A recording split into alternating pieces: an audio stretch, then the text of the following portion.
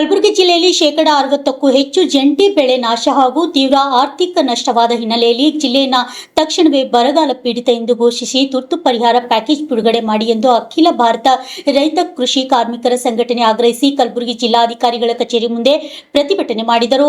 ಕಲಬುರಗಿ ಜಿಲ್ಲೆ ಸತತವಾಗಿ ಪ್ರಕೃತಿಯ ವಿಕೋಪಕ್ಕೆ ತುತ್ತಾಗಿದ್ದು, ಪ್ರಸ್ತುತ ವರ್ಷ ಮುಂಗಾರು ಹಂಗಾಮಿನ ವಾಡಿಕೆಗಿಂತ ಕನಿಷ್ಠ 45% 55% ಮಳೆ ಕೊರತೆ ದಾಖಲಾಗಿದೆ.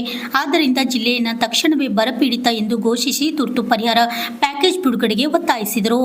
Bureau report RJ32 Kannada news Kalaburagi. ಈ ಕೂಡಲೇ ಕಲಬುರಗಿಯನ್ನು ಬರಗಾಲ ಪೀಡಿತ ಜಿಲ್ಲೆ ಎಂದು ಘೋಷಿಸಿ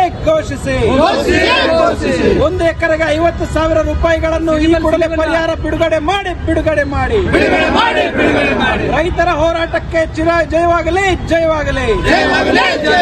ಬರಗಾಲದಲ್ಲಿ ಬಿಟ್ಟಿರುವ ರಾಜ್ಯ ಮತ್ತು ಕೇಂದ್ರ ಸರ್ಕಾರಗಳಿಗೆ ಧಿಕ್ಕಾರ. ರೈತರನ್ನು ಬರಗಾಲದಲ್ಲಿ ಒದ್ದಾಡುವಂತೆ ಮಾಡುತ್ತಿರುವ ಸರ್ಕಾರಗಳಿಗೆ ಧಿಕ್ಕಾರ.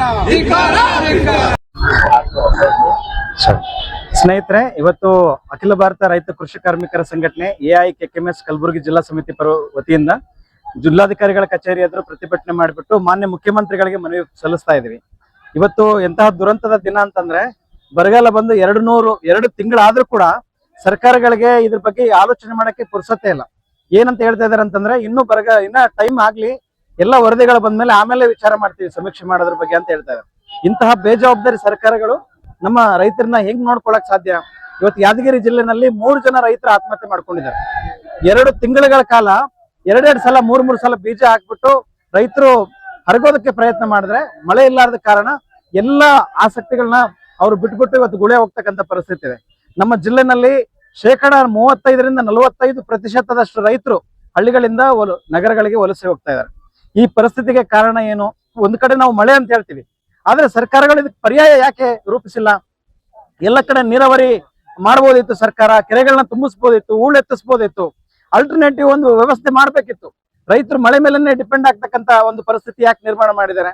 ಇದನ್ನ ನಾವು ಉಗ್ರವಾಗಿ ಖಂಡಿಸ್ತಾ ಇದೀವಿ. ಸ್ನೇಹಿತರೆ, ಇವತ್ತು ಸರ್ಕಾರಗಳು ಈ ಎಲ್ಲ ಕ್ರಮಗಳನ್ನ ಅವರು ತುರ್ತು ಗತಿನಲ್ಲಿ ಕ್ರಮ ತಗೋಬೇಕು. ಕೂಡಲೇ ಕಲಬುರಗಿ ಜಿಲ್ಲೆಯನ್ನ ಬರಗಾಲ ಪೀಡಿತ ಪ್ರದೇಶ ಅಂತ ಘೋಷಣೆ ಮಾಡಬೇಕು. ಆಮೇಲೆ NDRF ಏನಂತ ಹೇಳುತ್ತಂದ್ರೆ, ಕಳೆದ ವರ್ಷ 1 ಹೆಕ್ಟರ್ಗೆ 17,000 ರೂಪಾಯಿ ಪರಿಹಾರ ಘೋಷಣೆ ಮಾಡಿದ್ದಾರೆ ಸರ್ಕಾರ. ಅದು ಕೂಡ 1 ಕಂತು, 2 ಕಂತು, 3 ಕಂತು ಅಂತ ಹೇಳಿ ಅದನ್ನ ಡ್ರಾಮಾ ಮಾಡಿಬಿಟ್ಟು ಒಂದೇ ಕಂತು ದುಡ್ಡು ಹಾಕಿದ್ದಾರೆ. ಇನ್ನು 2ನೇ ಕಂತು ದುಡ್ಡು ಬಂದಿಲ್ಲ, 3ನೇ ಕಂತು ದುಡ್ಡು ಬಂದಿಲ್ಲ. ಅದು ನಾವಿಲ್ಲಿ ಏನ್ ಹೇಳ್ತಿದೀವಿ ಅಂದ್ರೆ, NDRF ಯಾವುದೋ ಕಾಲದಲ್ಲಿ ನಿರ್ಧಾರ ಮಾಡಿರ್ತಕ್ಕಂಥ ದುಡ್ಡು ಇವತ್ತು ಪ್ರಸಕ್ತವಾಗಿ 1 ಎಕರೆಗೆ ಎಷ್ಟು ಖರ್ಚು ಮಾಡ್ತಾ ಇದ್ದಾನೆ ರೈತ, ಅದ್ರ ಆಧಾರದ ಮೇಲೆ ಪರಿಹಾರ ಸಮೇತ ದುಡ್ಡು ಬಿಡುಗಡೆ ಮಾಡ್ಬೇಕು ಅಂತ ಕೇಳ್ತಾ ಇದೀವಿ.